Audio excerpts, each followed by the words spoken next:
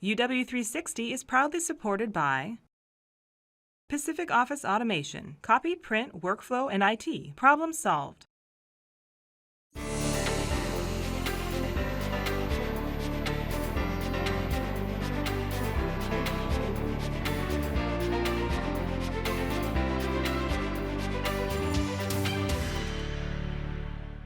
Hi everyone, I'm Carolyn Douglas. Welcome to UW360. We're joining you from the Husky Hall of Fame, a place packed with passion and memories for Husky Nation.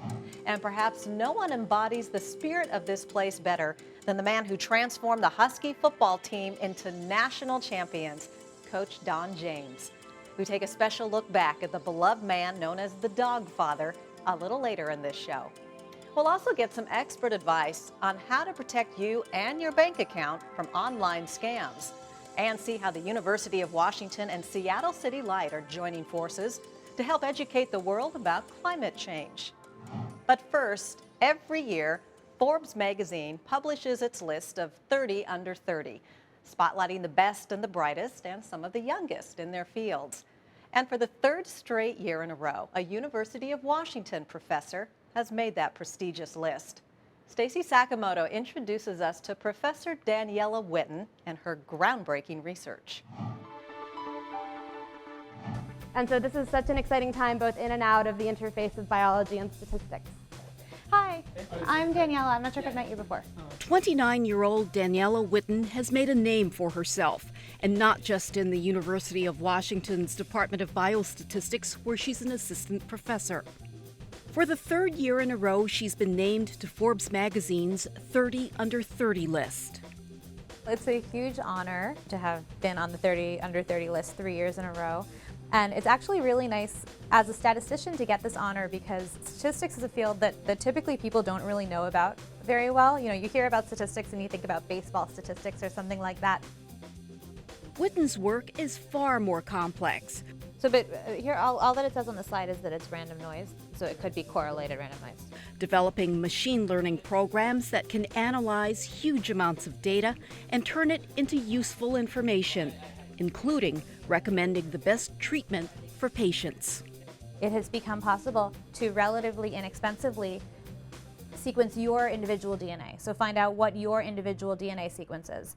And that's a huge amount of data, and we should hope that we can make use of that data in order to, for instance, improve your personal health care. So to create predictions about, you know, what diseases you're at risk for, what therapies you're going to respond to well, and that type of thing. There is this powerful sort of wave of information, but that information needs smart people like Daniela to convert it to knowledge, to convert it to action, to make a change.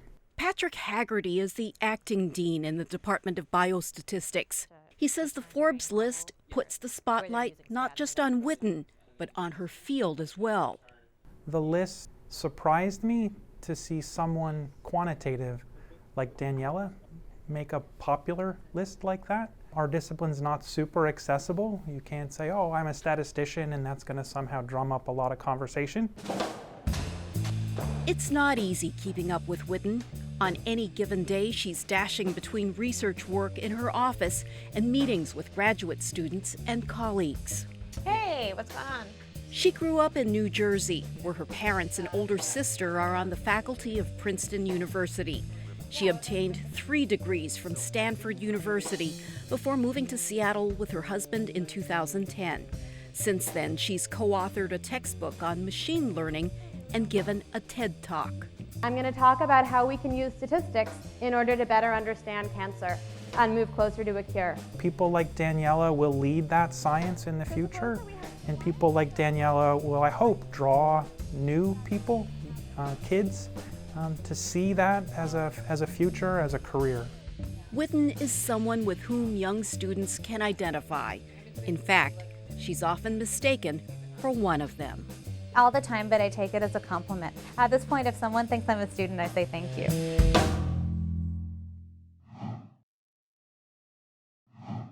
Professor Witten points out this will be the last time she's on that list because she'll turn 30 this year. When we come back, how to protect you and your bank account from online scams as UW360 continues.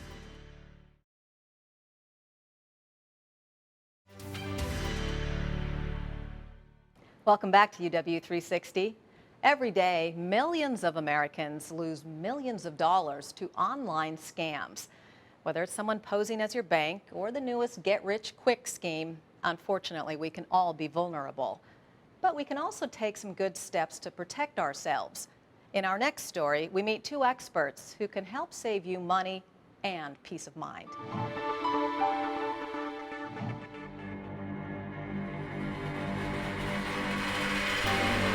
Every time you fire up your computer, there is something you should know.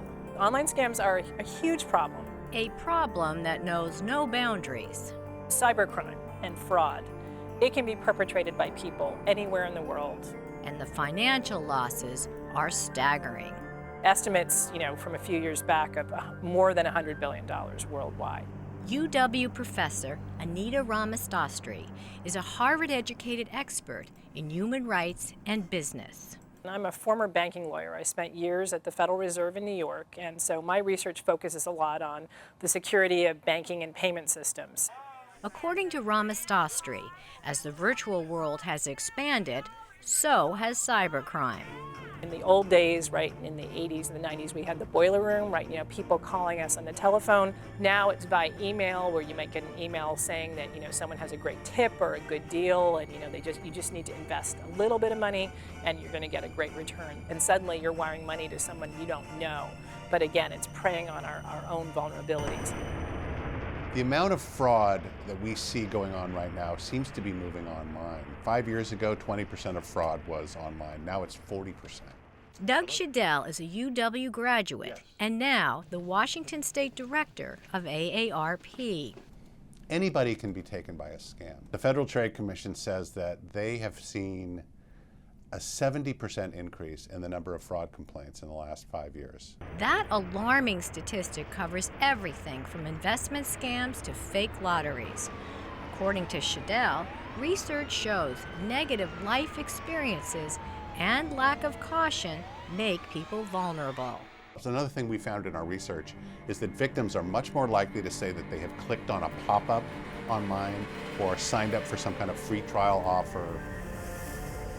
There are cyber-related scams targeting universities, employees, and students, right? So for me, right, the fraudsters are going after us right now. Ramasastry shows us how scammers target certain populations.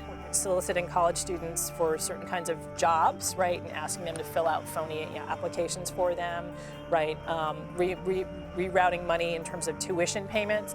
Internet fraud is morphing because personal information like cell phone numbers is being sold legally and illegally. Experts agree fraud is here to stay, but being armed with information is the best defense against becoming a scam victim. There's no one person or one target audience for scams, right? It's about all of us, right? That the fraudsters know that at any moment, one of us could easily be the next target. And so we all need to be vigilant. As you just heard, anyone can get scammed, so experts say it cannot be overstated. Never give out your personal information over the phone or online, especially your social security number, unless you're absolutely sure it's safe. Okay, we now turn from warnings about online scams to warnings about climate change. We've all heard what a critical issue climate change is to our world, but just how serious is it, and what can we do to help? It can be an overwhelming topic. So to better address it and help get the word out, many institutions are forming partnerships, like the one between the University of Washington and Seattle City Light. Austin Siedentoft takes a closer look at their successful alliance.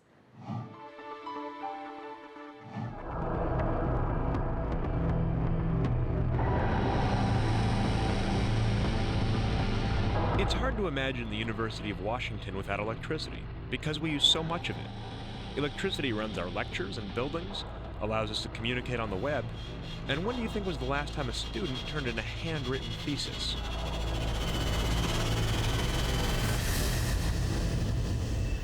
I use a lot of electricity. Why do you think I look so good on your screen right now? It has nothing to do with me, and everything to do with these. Lights. Running lights carries a cost, not just to the University of Washington, but to the environment as well. More often than not, something has to burn to make electricity. Lucky for us at the UW, a lot of people know that renewable energy is possible, and they're trying to get the word out. One of the many efforts at UW is completely run by students, UW Solar. UW Solar is an interdisciplinary group of over 22 students dedicated to exploring implementation of solar technologies on UW's campus. Over the last 2 years, they used grant money from the Campus Sustainability Fund to erect a fully operational solar array on top of Mercer Court. Why did UW Solar settle on solar? Well, the students wanted to prove that we could do solar in Seattle, and like today, it's beautiful and sunny and we're producing energy. Also, it's a 2-year project, and so they can actually fulfill a full project from planning through construction with solar panels. And what do you guys want to do in the future? Right now, we're finishing our lab to monitor the solar panels. We're getting funding through the Alumni Association, so hopefully we can do another project in about another 2 years. Projects like these take time. UW Solar took 2 years to finish, and that is considered fast. If the UW really wants to make a difference in the environment, it can't do it alone. The UW needs a partner. This is where Seattle City Light comes in. Seattle City Light is the 10th largest public utility in the country, and certainly the greenest. Today, it is 100% carbon neutral and gets the majority of its energy from hydroelectricity. So one of my questions is, why is Seattle City Light so committed to the environment? I think especially here in the Northwest and in Seattle, people feel like we've got to protect the environment for our children and grandchildren, and that means using less carbon. So what have you guys been doing about that? Well, we're really excited about our community solar projects. We've installed really large solar installations at the aquarium here in Seattle and at the Woodland Park Zoo. And it allows customers to really participate, even by buying a $150 share of it. Anyone can be a part of solar here in Seattle. And so we're excited. It gives really good visibility and lets everyone know what they can do to play their part to reduce carbon here in Seattle. The University of Washington is one of the larger energy consumers for Seattle and the Puget Sound region, so it's really good to invest in renewable energy and really reduce our energy loads, and it's great that Seattle City Light could support that effort. The student solar installation certainly helps campus become more independent and conserve energy here, but it also has broader ripple effects. You know, Seattle City Light is largely hydro-based, and so every solar panel that's installed helps us divert that hydroelectricity elsewhere in the state and reduces everyone's carbon footprint. So what started as a really cool local partnership has much broader impact to the state, to the country, and to the globe.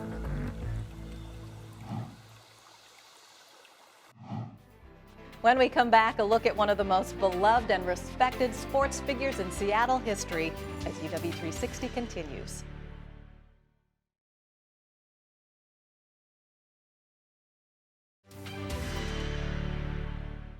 Welcome back to UW360 from the Husky Hall of Fame. Of all the famous figures honored here, one of the most celebrated and beloved is Don James. He was the coach who turned a floundering Husky football program in the mid-1970s into a perennial powerhouse.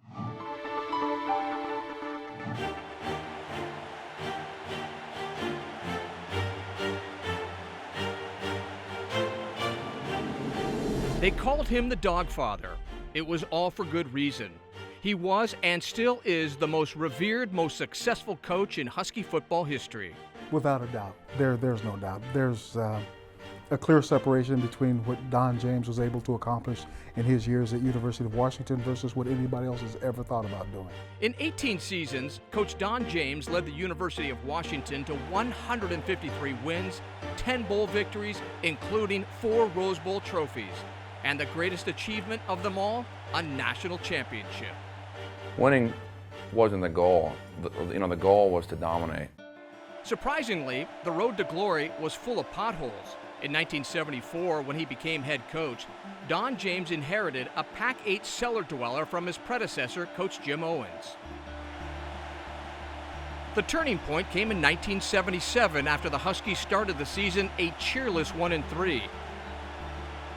When the team returned to Seattle after a heartbreaking loss to Minnesota, the Dogfather had an unexpected midnight meeting with his players.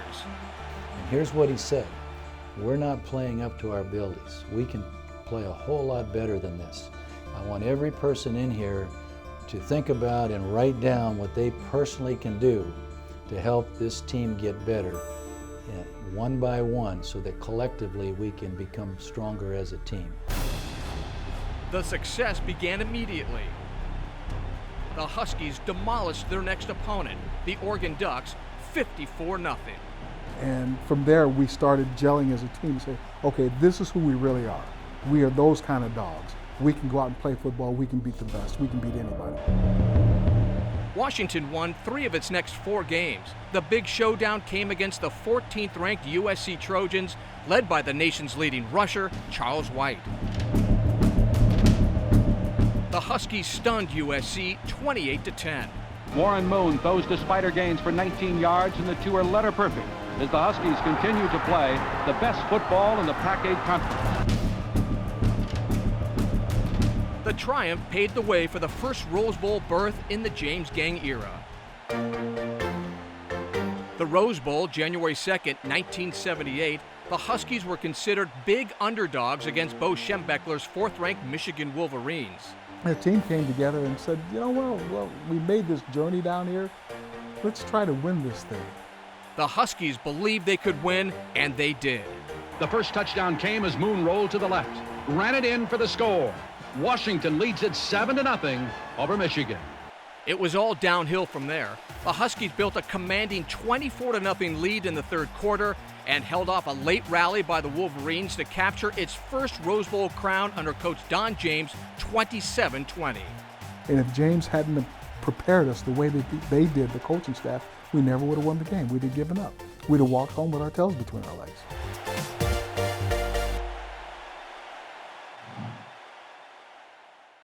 Coach James led his Huskies to 3 more Rose Bowl victories and a national championship in 1991. Sadly, he passed in October at the age of 80, but he's still remembered by his players and coaches as a man of great integrity.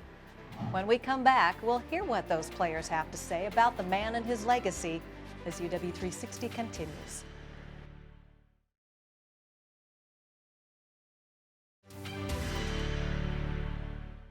Welcome back to UW360. Coach Nick Saban of Alabama and Gary Pinkel of Missouri are considered 2 of the finest coaches in college football today. And they have this in common. When they were student athletes, they both played for Don James when he was head coach for Kent State University before he came to UW. So what made Coach James so special? Why is he so highly respected more than 2 decades after his last game as a Husky coach? His former players are eager to tell you the answers.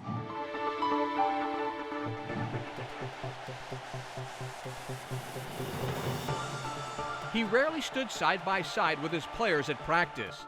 Instead, you were more likely to find Coach Don James gazing down on his team while perched high on a portable platform they called the Tower. Somehow, that posture, that positioning, was symbolic of his stature as the greatest coach in Husky football history. Why was he the best? I think it was just the attention to detail. Quarterback Damon Heward never started for Coach James, but he was a redshirt freshman on the 1991 squad that won a Rose Bowl and a national championship. While at practice one day, stretching alongside 140 other players on the field, Damon Heward got the evil eye from Coach Don James standing in the Tower. And I remember that night in meetings with my quarterback coach and him saying, you know, Damon, Coach James saw you from the Tower, you know, on your knees during that neck stretch. You better not do that again or you're going to run every stair in the stadium. So right then and there, I'm like, how did this guy see me with 150 guys out here stretching across this field?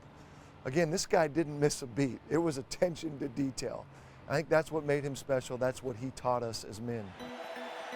Being taught as men, his players will tell you they greatly appreciated that kind of respect.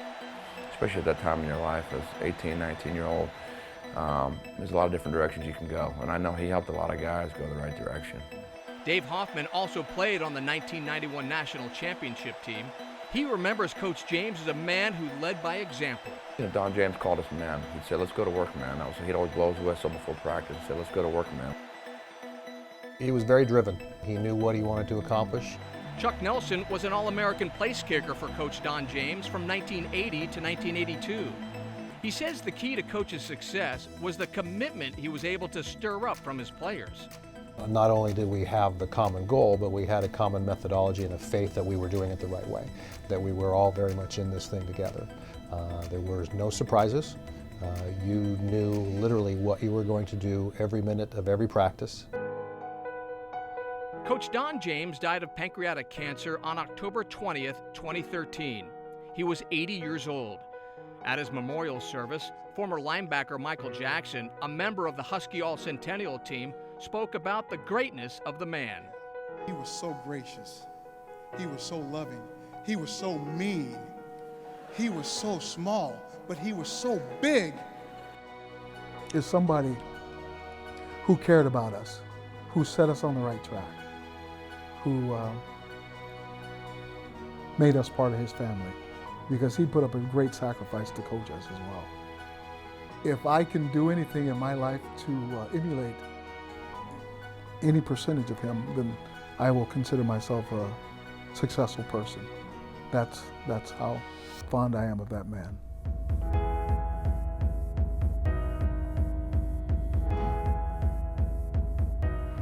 Don James was inducted into the College Football Hall of Fame as a coach in 1997.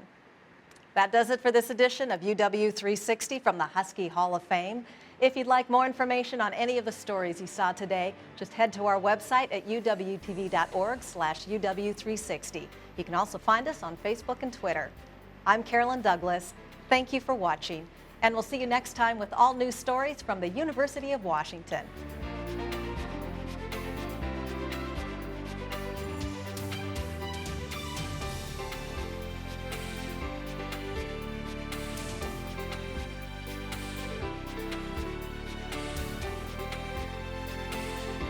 UW360 is proudly supported by AARP, partnering with the Washington Attorney General's On the Fraud Watch Network. More at aarp.org/fraudwatchnetwork.